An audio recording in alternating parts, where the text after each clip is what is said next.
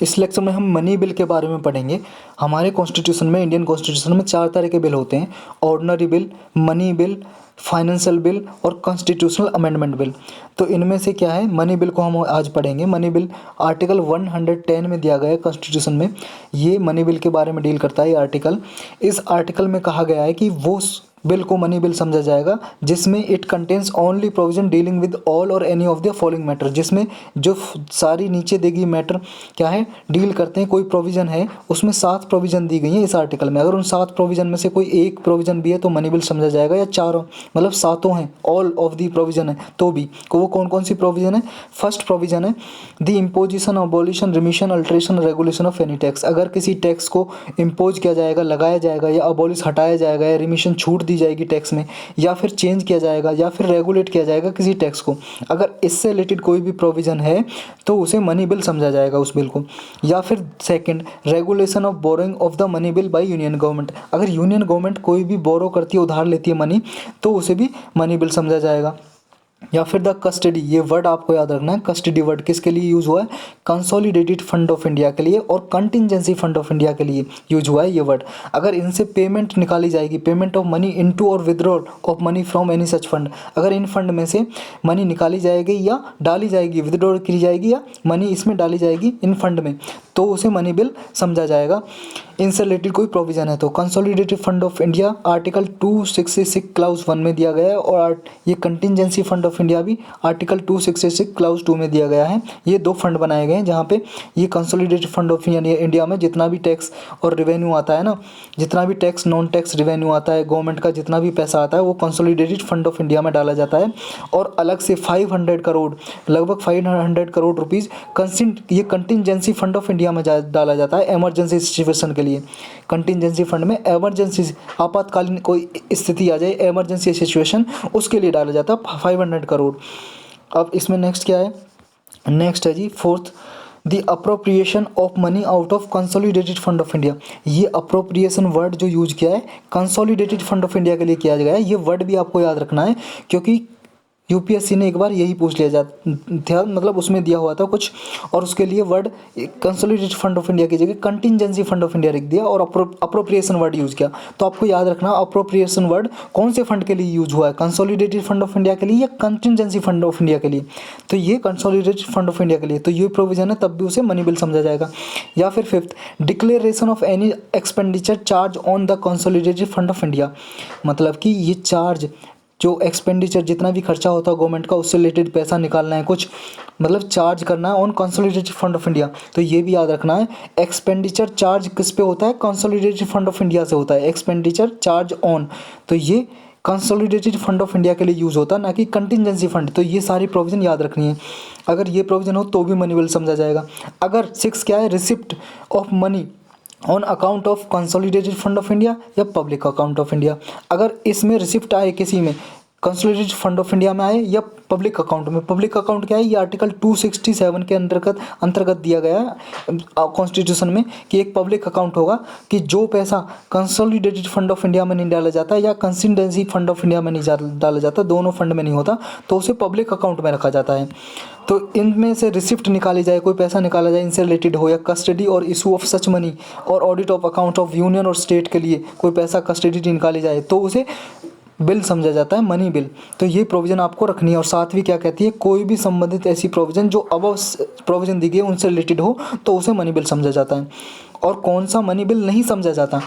A bill is not to be deemed to be a money bill. अगर money bill नहीं समझा जाता अगर प्रोविज़न इनसे रिलेटेड है, किससे? केवल और केवल मान लो किसी इम्पोजिशन ऑफ फाइन से रिलेटेड है, मतलब कोई फाइन लगाना है किसी पे उस, या फिर अदर पेक्युलरी पेनल्टीज़, कोई पेनल्टी लगानी है, मतलब कोई फ़ी वगैरह पेनल्टी लगानी है, तो ये मनी बिल में नहीं काउंट होगा। ये याद रखना है कि सिर्फ फाइन से रिलेटेड प्रोविज़न है, पेनल्टी, वो मनी बिल नहीं होगा।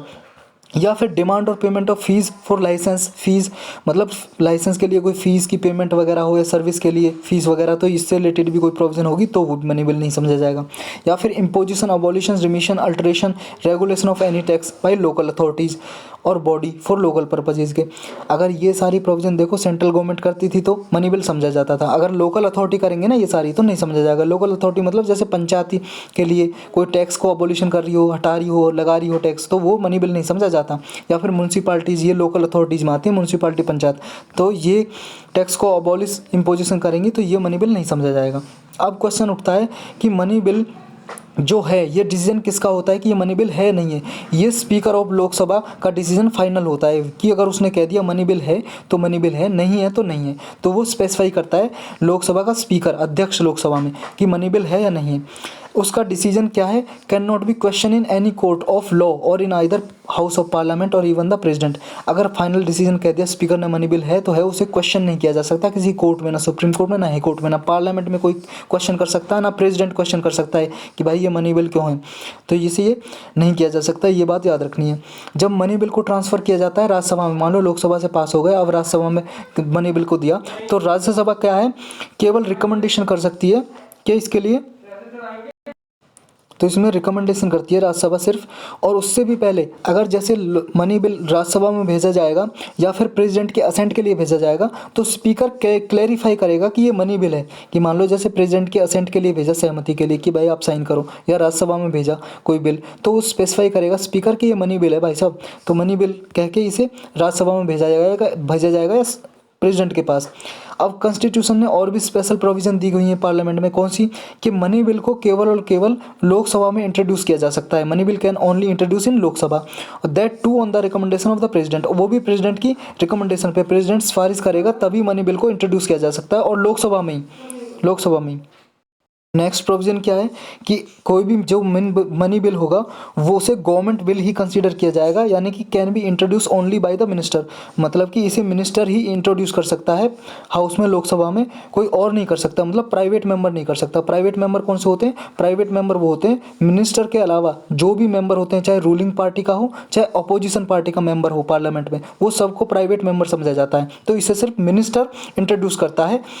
और after a money bill is pass by Lok Sabha, अगर लोकसभा पास कर देती है मनी बिल को, फिर राज्यसभा के पास भेजा जाता है। राज्यसभा के पास ये पावर होती है कि ना तो राज्यसभा के पास रेस्ट्रिक्टेड पावर होती है, कौन सी रेस्ट्रिक्टेड पावर, लिमिटेड पावर होती है, कौन सी, कि राज्यसभा कैन नॉट रिजेक्ट और अमेंड ए मनी बिल, ना तो रिजेक्ट करती है राज्यसभा, ना अमेंड कर सकती है, संशोधन कर सकती है राज्यसभा, तो उसके पास पावर नहीं होती।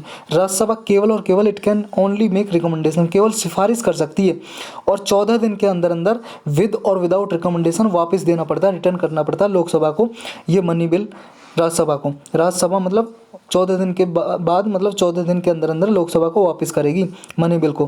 और लोकसभा क्या है, कैन आइदर एक्सेप्ट और reject all any recommendation bye Rajya Sabha, Rajya Sabha ने जो रिकमेंडेशन दिए, सिफारिश दी है, वो लोकसभा के पास पावर है, वो उन्हें या तो स्वीकार करे या रिजेक्ट कर दे, अस्वीकार कर दे। अगर लोकसभा मान लो एक्सेप्ट कर लेती है रिकमेंडेशन को राज्यसभा की, तो बिल दोनों हाउस से पास समझा जाता है। अगर लोकसभा एक्सेप्ट ना भी करे, डज नॉट एक्सेप्ट ना करे रिकमेंडेशन को, तो भी बिल पास समझा जाता है लोकसभा और राज्यसभा दोनों से। अगर राज्यसभा मान लो 14 दिन के अंदर अंदर बिल को वापस ही ना करे तो भी बिल पास समझा जाता है। फिर लोकसभा क्या है, बिल को भेज देगी प्रेसिडेंट के पास, असेंट के पास। तो क्या है, इस तरह से लोकसभा के पास ज़्यादा पावर है राज्यसभा से मनी बिल के रिगार्डिंग। लेकिन ऑर्डिनरी बिल होता है उसमें दोनों के पास समान इक्वल पावर होती है, लेकिन मनी बिल के रिगार्डिंग ज़्यादा पावर होती है।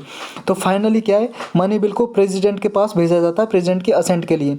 तो प्रेसिडेंट के पास भी सिर्फ दो ही ऑप्शन होते हैं, या तो वो असेंट दे दे, अपनी सहमति दे दे, साइन कर दे मनी बिल पे, या फिर विदहोल्ड कर ले असेंट को, मतलब अपनी असेंट को रोक ले, अपनी सहमति को रोक के रख ले कि वो कोई जवाब ही ना दे। लेकिन वो रिटर्न नहीं कर सकता, can not return the money bill for reconsideration, मतलब कि मनी बिल को, जैसे ऑर्डिनरी बिल होता है, ऑर्डिनरी बिल उसको क्या प्रेसिडेंट रिटर्न कर सकता है, वापस कर सकता है हाउस को, मतलब पार्लियामेंट को। पार्लियामेंट दोबारा पास करेगी लोकसभा राज्यसभा में से, फिर दोबारा प्रेसिडेंट को भेजेगी, प्रेसिडेंट फिर उस पर साइन करेंगे।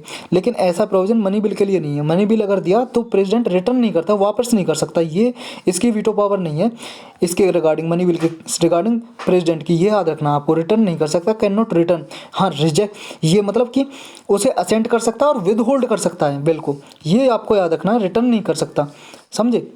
वापस नहीं दे सकता।